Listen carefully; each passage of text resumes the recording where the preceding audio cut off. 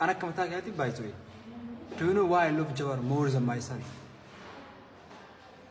Bro, he cared for us like a father, mother, like a family. That's why, man. Me mail kalis why no hasa wali sabo. Karar kan beta ni. Lima kisar kan beta. Roro kisar kan beta. Akat gas kan beta. Nama mereka karar sendiri. So, hasan terus apa merada.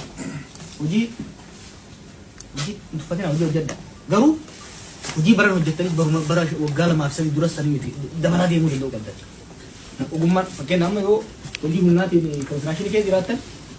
Vocational training ले था तो डिप्लोमा ले था तो जब आती थी कोर्स का वो क्या हम बहुत डिग्री सा कवर था हैं कफलती को सुनते हैं खबरजान स्टार्ट सिंह केसन दबला दी देना भाई वो जब दो गलती था वो तीन मिला हीरो था ले बोल को हम बोली ना हीरो था बिहेवियर ले बोल रहा ये याला उसका नहीं वो मेसिस ना मत आता नहीं मारी केसन गरगार था नहीं और वो हॉर्मोन ले बोल सु वन्नी बुद्धान मुझे रो बब्बो Jero bobo kosan wajib ni mo kimin ab namu saro jet kana wal karaja wal jalada ya karra fagada wan samuna madu charra wan dadar aga matu min arbu timbo na ani mo mo fatane ko to ani bule ke sananga anga fam bi amerika da ko nama to ko be ko nama to nama romo nam to usonga sare aga tangita mana ni tele usonga sa nama to ko nama dura chide na gura di me degree bara sebe ke उनका फिर मास्टर सी मतलब कोर्स ही मास्टर सी वाली फुलटे करूँ दीदी तक कितनी कोहानी में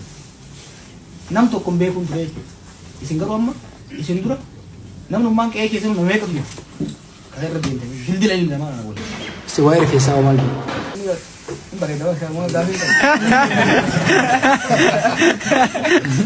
ठीक है यार की सुनिंग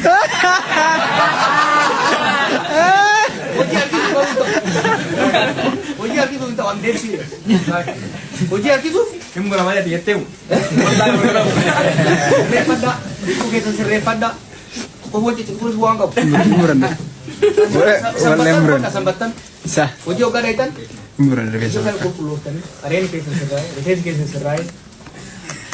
Present sebut kau dengar. First impression is very important. Kenapa? Retensi semua jadi nggot. Karena menunggu gudda jolem. Karena singkir namanya mata tidak bagadanya tikari.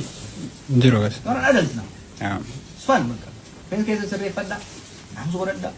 Tu kesan serai pada. Yo limbar bah. Di adult now.